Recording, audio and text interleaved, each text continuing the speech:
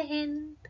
चलिए हम सीटेट के प्राइमरी लेवल के जो भी क्वेश्चंस हैं सीडीपी से रिलेटेड उनको सॉल्व करते हैं। जितने क्वेश्चंस रहेंगे सारे क्वेश्चंस पीवाईक्यू ही रहेंगे। अगर आप ये फर्स्ट टाइम वीडियो देख रहे हैं तो आप बाकी जो वीडियोस है उसको प्लेलिस्ट में जाकर देख सकते हैं। तो बिना टाइम वेस्ट किए हम अपना टॉपिक आज का स्टार्ट करते हैं। विकास की अवस्था तथा अधिगम से उसका संबंध है, ये हमारा आज का टॉपिक है। हमारा फर्स्ट क्वेश्चन स्टार्ट होता है, बच्चों की लंबाई और वजन में वृद्धि किसका उदाहरण है? तो बताइए कि जो बच्चों की लंबाई और वजन में वृद्धि होती है वो किसका उदाहरण है? संज्ञानात्मक परिवर्तन, मात्रात्मक परिवर्तन, गुणात्मक परिवर्तन या फिर भावात्मक परिवर्तन? तो लंबाई और वजन की बात कर रहा है तो जाहिर सी बात है मात्रात्मक परिवर्तन की बात कर रहा है। किसकी बात कर रहा है? मात्रात्मक परिवर्तन की बात को कर रहा है। ठीक है, उसके बाद हम चलते हैं अपने नेक्स्ट क्वेश्चन की तरफ। जबकि कुछ बच्चे 12 महीने की उम्र में बड़बड़ाना और 2 शब्दों का वाक्य बोलना शुरू कर देते हैं और अन्य 20 महीने की उम्र तक ऐसा नहीं करते। तो क्या है इसका कारण? विकासात्मक प्रतिमान केवल सांकेतिक है और व्यक्तिगत बच्चों का विकास काफी भिन्न हो सकता है। तो बताइए कि इसका आंसर क्या होगा? देखिए, जबकि कुछ बच्चे जो होते हैं वो 12 महीने की उम्र में बड़बड़ाना शुरू कर देते हैं, बात तो सही है। 2 शब्दों का वाक्य भी बोलना शुरू कर देते हैं। जबकि कुछ बच्चे जो होते हैं 20 महीने की उम्र तक ऐसा नहीं करते हैं। ठीक है, उसके बाद जो इसका आर दिया हुआ, विकासात्मक प्रतिमान केवल सांकेतिक है और व्यक्तिगत बच्चों का विकास काफी भिन्न हो सकता है। ये बात दोनों सही है। ठीक है, और ये व्याख्या भी क्या कर रहा है? सही कर रहा है। चलिए अपने क्वेश्चन हम नेक्स्ट की तरफ चलते हैं। ऐसे बच्चे जिन्होंने बहुत कम उम्र में से गंभीर मानव सामाजिक अभाव का अनुभव किया है, आमतौर पर उनके विकास में देरी या बाधा उत्पन्न होती है और पुनर्वासा के बावजूद विकास के कुछ क्षेत्रों में सुधार अधीनस्थ होने की संभावना है। यह अवधि जिसमें विकास पर्यावरणीय समर्थन से महत्वपूर्ण रूप से प्रभावित होता है क्या कहलाता है? इसको इतने बड़े जब क्वेश्चंस रहते हैं तो आपको बहुत केयरफुली पढ़ने रहते हैं और इसके कुछ बिंदुओं को नोट करना रहता है। जैसे देखिए, कम उम्र से गंभीर मानव सामाजिक अभाव का अनुभव किया जा रहा है, तो ये किसकी बात कर रही है? कम उम्र से संबंधित है, तो मतलब संवेदनशील अवधि। इसका आंसर क्या होगा? संवेदनशील अवधि। ठीक है, उसके बाद नेक्स्ट क्वेश्चन। विकास के किस पहलू में तर्क, चिंतन और समस्या समाधान की व्याख्या की जाती है? पूछ रहा है कि तर्क, चिंतन और समस्या की समाधान की व्याख्या की जाती है। सामाजिक विकास, संज्ञानात्मक विकास, नैतिक विकास, गतिक विकास। आप वीडियो को पॉज करके भी आंसर दे सकते हैं, मतलब जरूरी नहीं है कि आप हमको कमेंट में ही दीजिए, मन में भी दे सकते हैं और आपको जो क्वेश्चंस हार्ड लग रहे हैं उसको नोट भी कर सकते हैं। ठीक है, तो इसका आंसर जो होगा वो होगा संज्ञानात्मक विकास। नेक्स्ट क्वेश्चन पर बढ़ते हैं। बच्चों द्वारा बचपन अलग अलग संस्कृतियों में अलग अलग तरह से अनुभव किया जाता है। बच्चों का विकास सार्वभौमिक है। तो बताइए, असर्शन वाले क्वेश्चंस बहुत पूछते हैं इसमें। तो क्या होगा कि बच्चों द्वारा बचपन अलग अलग संस्कृतियों में अलग अलग तरह से अनुभव किया जाता है। सही बात है ना कि अभी आप जो वीडियो देख रहे हो आप कहाँ से देख रहे होंगे, किस संस्कृति से रिलेटेड होंगे। हो सकता है कि आपका जो कल्चर है वो अलग हो, मेरा कल्चर अलग है। बच्चों का विकास सार्वभौमिक है? नहीं, बच्चों का विकास सार्वभौमिक कैसे हो सकता है? उनका विकास क्या होता है? समय, कल्चर के हिसाब से क्या होता है, उस पर डिपेंड होता है। तो ये सही है लेकिन आर गलत है। नेक्स्ट क्वेश्चन की तरफ बढ़ते हैं। उनके जो बच्चों का विकास होता है उनके सामाजिक सिद्धांत, उनके कल्चर, इन सब पर डिपेंड करता है। नेक्स्ट क्वेश्चन है हमारा, निम्नलिखित में से कौन सा स्थूल गतिक कौशल है? क्या बोला है? स्थूल गतिक कौशल। इसको नोट करिएगा आप। स्थूल गतिक कौशल, एक कागज पर एक बड़े आयत को रूपरेखा के अनुसार काटना। बुनाई, तैरना, एक कागज पर वृत्त को रूपरेखा के अनुसार काटना। तो बोल रहा है स्थूल गतिक कौशल, जो स्थूल गतिक कौशल होता है वो तैरना होता है।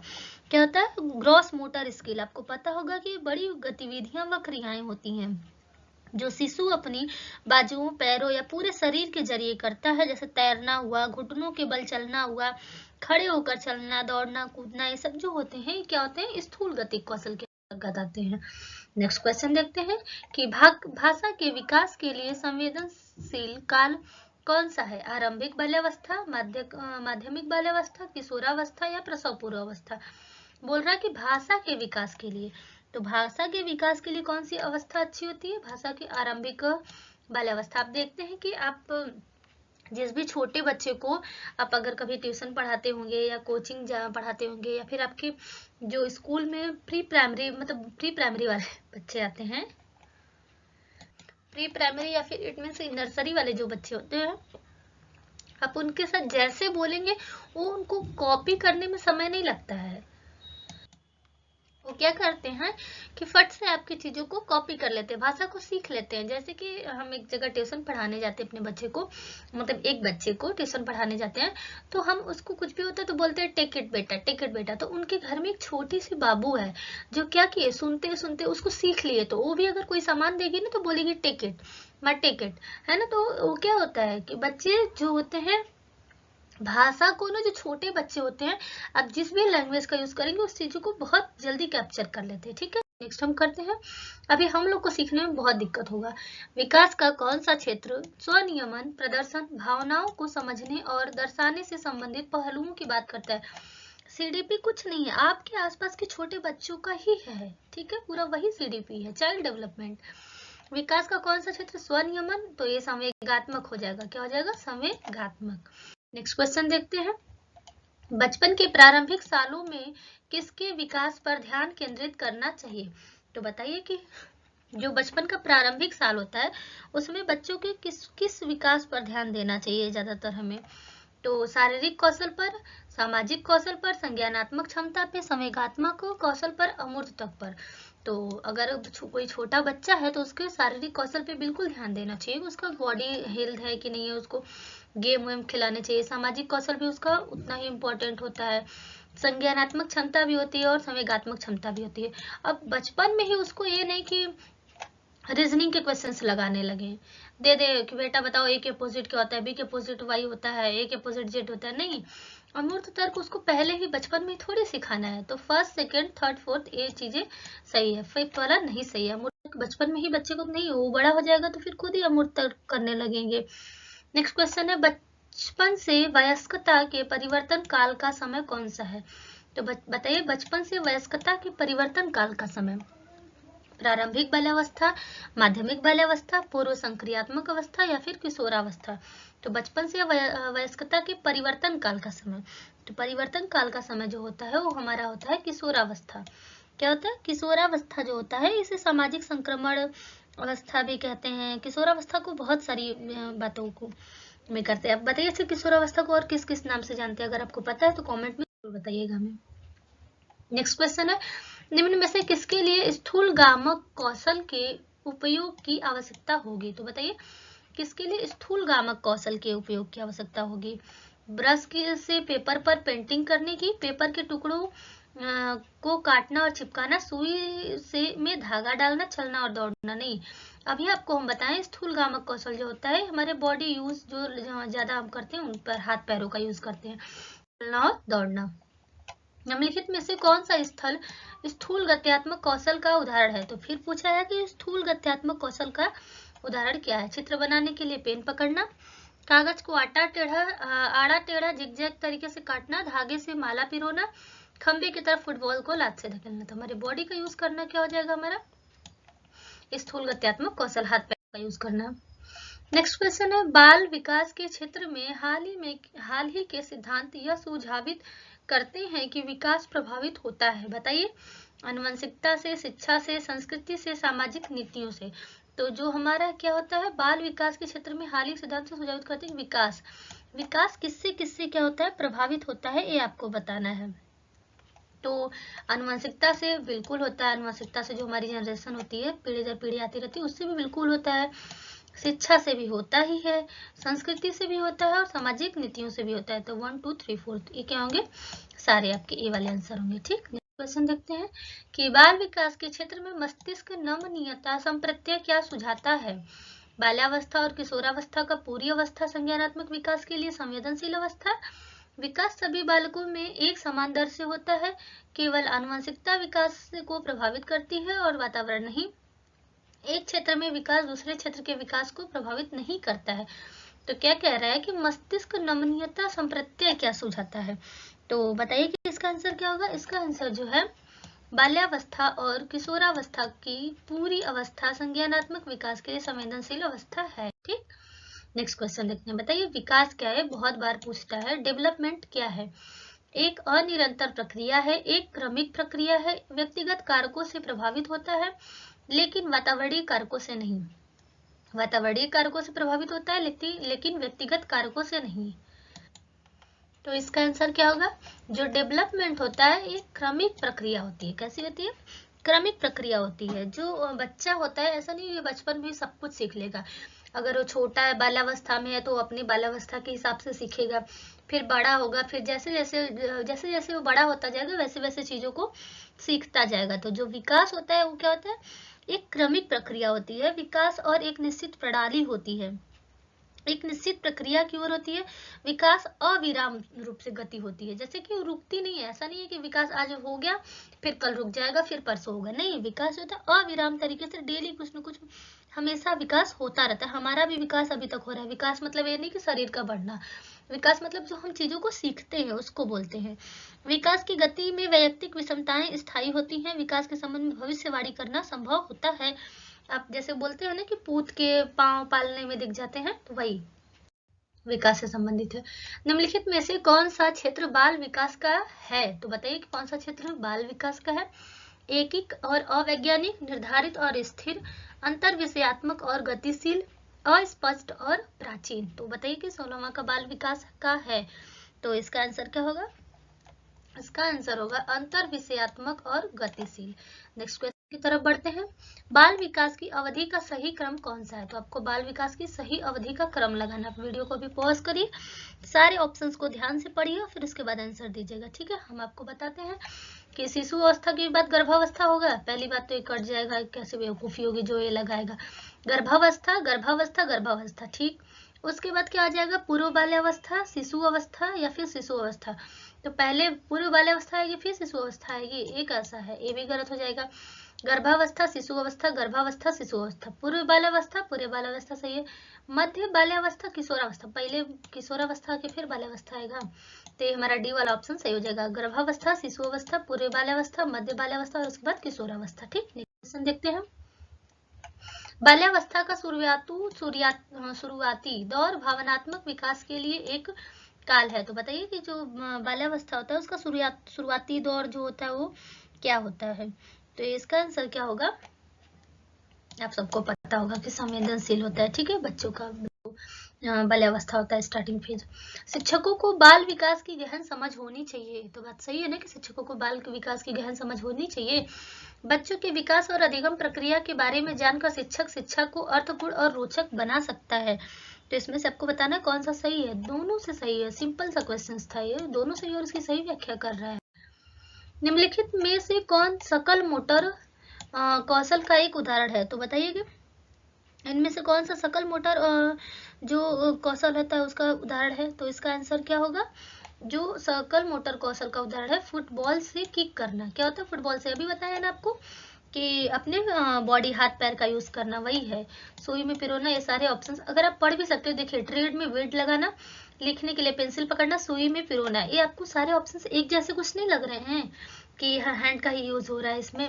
लेकिन फुटबॉल को किक मारना, इसमें क्या हो रहा है, ये हैवी यूज हो रहा है, हमारे क्या हो रहा है, पैरों का यूज हो रहा है, पूरे बॉडी को यूज होता है इसमें। ठीक है, और उसके बाद एक होता है सूक्ष्म गति कौशल। जो सूक्ष्म गति कौशल होता है ये इसके आंसर होंगे, सुई में पिरोना, लिखने के लिए पेंसिल पकड़ना, ट्रेड में बीट लगाना, ये सारे किसके ऑप्शन है, सूक्ष्म गति कौशल के। और ये किसके ऑप्शन है, सकल गति कौशल। ठीक है, मोटर कौशल। नेक्स्ट क्वेश्चन देखते हैं।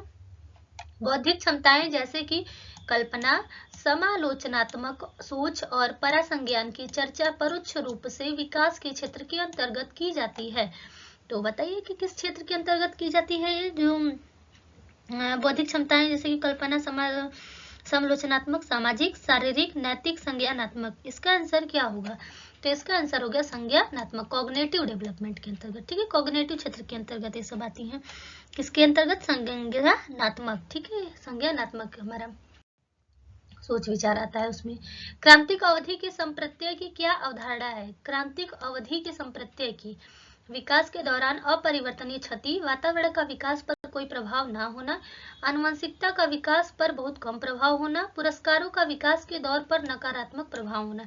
तो बताइए कि इसका आंसर क्या सही होगा? इसका आंसर सही होगा विकास के दौरान अपरिवर्तनीय क्षति। ठीक, क्वेश्चन देखते हैं। स्थूल गत्यात्मक कौशल का उदाहरण है। स्थूल गत्यात्मक कौशल फिर आपसे पूछा है, तो इसका आंसर क्या होगा? भागना। क्या हो जाएगा? भागना। नेक्स्ट क्वेश्चन देखते हैं। एक पेंसिल को पकड़ना, देखिए ध्यान से क्या दिया है, एक पेंसिल को पकड़ना कौशल का उदाहरण, जबकि फुटबॉल को धकेलना। तो हम आपको ये कई बार बता चुके हैं और आप इसको बहुत आसानी से देख सकते हैं। पेंसिल को पकड़ना मतलब सूक्ष्म गतिक है, सूक्ष्म गतिक है। फुटबॉल को ढकेलना बॉडी का यूज हो रहा है, सकल गतिक। ठीक, ये हमारा ए वाला ऑप्शन सही हो जाएगा। क्वेश्चन देखते हैं, असर्शन और रीजन के हैं। अभिभावकों को बाल्यावस्था देखभाल से संबंधित चर्चा में शामिल करना चाहिए। तो ये तो बात सही है ना कि शामिल करना चाहिए। बाल विकास पारिवारिक परिवेश से प्रभावित होता है, ये बात दोनों सही है। ठीक है, तो 25 का ए हो जाएगा। क्वेश्चन देखते हैं। हालांकि विकास के विभिन्न क्षेत्र विद्यार्थियों की योग्यताओं का वर्णन करते हुए पारस्परिकता करते हैं, फिर भी निम्न में से विकास का कौन सा क्षेत्र मुख्य रूप से व्यक्तियों के अपने और दूसरों के कार्यों और व्यवहारों पर तर्क की प्रवृत्ति का अध्ययन करता है? बताइए। भाषा विकास, नैतिक विकास, शारीरिक विकास, सांस्कृतिक विकास। इनमें से कौन सा आंसर सही होगा? तो इसका हो जाएगा नैतिक विकास। क्या होगा? नैतिक विकास। नेक्स्ट क्वेश्चन देखते हैं कि यद्यपि विकास के क्षेत्रों का कुछ आयामों में परस्पर व्यापन होता है, तथापि निम्नलिखित में से विकास का कौन सा क्षेत्र विशिष्ट रूप से स्वयं एवं दूसरों के बारे में भावनाओं की प्रगति अनुक्रम का अध्ययन करता है? तो बताइए कि किस चीज का डिफिनीशन इतना लिखा हुआ है, नैतिक विकास का, भाषा विकास का, शारीरिक विकास का, या फिर संवेगात्मक विकास का? तो ये किसका आंसर है? संवेगात्मक विकास। क्या है? संवेगात्मक। नेक्स्ट क्वेश्चन देखते हैं। हालांकि विकास के क्षेत्र में एक दूसरे से संबंधित होते हैं, फिर भी बौद्धिक क्षमताएं जैसे कि तार्किक विचार इत्यादि को विकास के किस क्षेत्र के अंतर्गत सापेक्ष रूप से पढ़ा जाता है? बताइए। भावात्मक, संज्ञानात्मक, शारीरिक या फिर सामाजिक? इसका आंसर क्या सही होगा? इसका आंसर होगा संज्ञानात्मक। क्या होगा? संज्ञानात्मक। नेक्स्ट क्वेश्चन देखते हैं। विकास निम्न में से किस पर निर्भर है? ठीक है, तो बताइए। डेवलपमेंट है जो किस पर डिपेंड है? आपके जो ऑप्शन है, आनुवंशिकता, प्रवृत्तियां, सामाजिक सांस्कृतिक प्रथाओं, भौतिक वातावरण। तो इसका आंसर क्या होगा? आप डेफिनेटली बताया करिए आंसर। आनुवंशिक प्रवृत्तियां निर्भर, उस पर निर्भर करता है, बात सही है। सामाजिक सांस्कृतिक प्रथाओं पर भी निर्भर करता है, भौतिक वातावरण पर भी करता है। वीडियो को पॉज करके सोचिए और इसका आंसर बताइए। ठीक है, आप अपने मन में भी बता सकते हैं।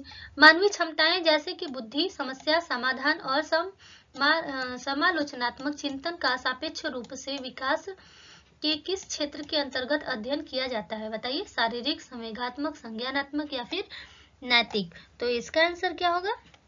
इसका आंसर हो गया संज्ञानात्मक। बौद्धिक समस्या इन सब की बात आ गई, तो ये किससे संबंधित हो गया? संज्ञानात्मक संबंधित हो गया। नेक्स्ट क्वेश्चन देखते हैं। अनेक स्थितियों में विकास के विभिन्न क्षेत्र मानवीय क्षमताओं की व्याख्या करने में परस्पर प्रतिच्छेद करते हैं, तथापि विकास का कौन सा क्षेत्र प्रत्यक्ष रूप से बौद्धिक योग्यताओं जैसे कि समस्या समाधान, समालोचनात्मक चिंतन और तार्किकता की स्पष्ट चर्चा करता है? बताइए। शारीरिक, सामाजिक, गत्यात्मक या फिर संज्ञानात्मक? तो इसका आंसर क्या सही होगा? इसका आंसर फिर से वही हो गया कि संज्ञानात्मक। तार्किक, चिंतन और तार्किक की बात आ गया, तो जहां भी चिंतन और तार्किक की बात आपको दिखे, सबसे पहले क्या करेंगे? संज्ञानात्मक। चालक विकास की दर में व्यक्तिगत विविधताएं होती हैं, फिर भी चालक विकास का क्रम से क्रम तक है। ठीक है, विकास की जो दर होती है, व्यक्तिगत विविधताएं होती है, मतलब सारे बच्चे क्या होते हैं? अलग अलग तरीके से, लेकिन फिर भी जो विकास होता है वो कब से कहां तक होता है? तो बताइए कि जो बच्चा होता है, सबसे पहले आपको पता है कि पूरे शरीर का यूज करता है, जैसे फुटबॉल पकड़ना पूरे बॉडी का यूज करता है। तो सबसे पहले क्या होता है? स्थूल चालक। उसके बाद वो पेंसिल पकड़ना, पेन पकड़ना, ये सब चीजें सीखता है। ठीक है, स्थूल से क्या हो जाएगा? सूक्ष्म की ओर।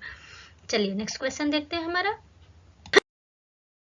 जो वयस्कता के संक्रमण की पहल करती है उसे क्या कहते हैं? जो वयस्कता के संक्रमण की पहल करती है तो उसे हम क्या कहते हैं? बताइए। मध्य बाल्यावस्था, पूर्व क्रियात्मक अवधि, बाल्यावस्था की समाप्ति या फिर किशोरावस्था? तो वयस्कता के संक्रमण की बात करती है तो किशोरावस्था। ठीक, नेक्स्ट क्वेश्चन देखते हैं। निम्नलिखित में से कौन विकास के व्यापक आयामों की सही पहचान कर रहा है? तो विकास के व्यापक आयामों की सही पहचान कर रहा है, इसका आंसर क्या होगा? संवेगात्मक, बौद्धिक, आध्यात्मिक एवं शारीरिक व्यक्तित्व आध्यात्मिक एवं संवेगात्मक, या फिर सामाजिक शारीरिक व्यक्तित्व स्व, या फिर शारीरिक संज्ञानात्मक सामाजिक एवं संवेगात्मक। तो ये हमारा विकास का सही आयाम है, शारीरिक संज्ञानात्मक सामाजिक और क्या हो जाएगा, संवेगात्मक हो जाएगा। नेक्स्ट क्वेश्चन देखते हैं हमारा,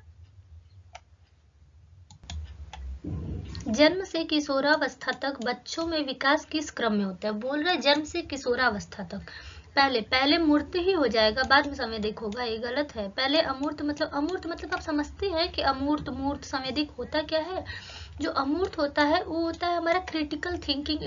अमूर्त इट मीन्स की जो हम लोग हाइपोथेसिस करते हैं, जो भी हम सोचते हैं चीजों को लेकर, वो हो जाएगा अमूर्त। तो पहले बच्चा सोचने ही थोड़ी लगेगा, अमूर्त थोड़ी करने लगेगा। पहले संवेदिक होते हैं, फिर उसके बाद जो चीजें वो देखता है अपनी तरफ उसको सोचता है, उसके बाद लास्ट में अमूर्त रहता है। नेक्स्ट क्वेश्चन है, विकास के संदर्भ में निम्न में से कौन सा कथन सही है। विकास केवल बाल्यावस्था के दौरान ही होता है, विकास बहुआयामी है, विकास की दर सभी संस्कृतियों में सभी के लिए समान होती है, विकास केवल विद्यालय में होने वाले अधिगम से ही होता है। तो चलिए बताइए इसका आंसर क्या होगा। जो विकास है केवल विद्यालय में होने वाले अधिगम से ही होता है, ये कैसे सही हो सकता है। विकास सभी संस्कृतियों के लिए समान बिल्कुल नहीं, सबका डेवलपमेंट संस्कृति के हिसाब से क्या होता है, अलग होता है। विकास केवल बाल्यावस्था में ही होता है, ये कहाँ से सीख लिया आप। इसका आंसर क्या हो जाएगा, विकास बहुआयामी होता है, ठीक, मल्टी डायमेंशनल होता है। नेक्स्ट है, निम्नलिखित अवधि में से किसमें शारीरिक वृद्धि एवं विकास तीव्र गति से घटित होता है। मध्य बाल्यावस्था एवं किशोरावस्था, किशोरावस्था एवं वयस्कता, शैशवावस्था एवं प्रारंभिक बाल्यावस्था, प्रारंभिक बाल्यावस्था एवं मध्य बाल्यावस्था। तो इसका आंसर क्या होगा कि क्या पूछा है, निम्नलिखित अवधि में किसमें शारीरिक वृद्धि एवं विकास तीव्र गति से घटित होता है। तो ये शैशवावस्था एवं प्रारंभिक बाल्यावस्था में जो होता है वो शारीरिक विकास बहुत तेजी से होता है, शारीरिक विकास के बारे में पूछा है, ठीक। नेक्स्ट क्वेश्चन, जो हमारा नेक्स्ट टॉपिक होगा वो बालक के विकास के सिद्धांत के बारे में है, ठीक है। जो बालक के विकास के सिद्धांत दिए गए हैं उसके बारे में पढ़ेंगे। और अगर आप ये वीडियो बाद में देख रहे हैं तो एक प्लेलिस्ट बना देंगे सीटेट के नाम से, आप उसमें जाके सारे वीडियोस को क्या कर सकते हैं, देख सकते हैं, ठीक है। इसके लिए बस इतना ही, ये आपका होमवर्क है। आई होप कि आपको इसका आंसर आ रहा होगा, हम समझाए भी थे इसको। तो अब हम मिलेंगे नेक्स्ट क्लास में, आज के लिए बस इतना ही। जय हिंद, जय भारत।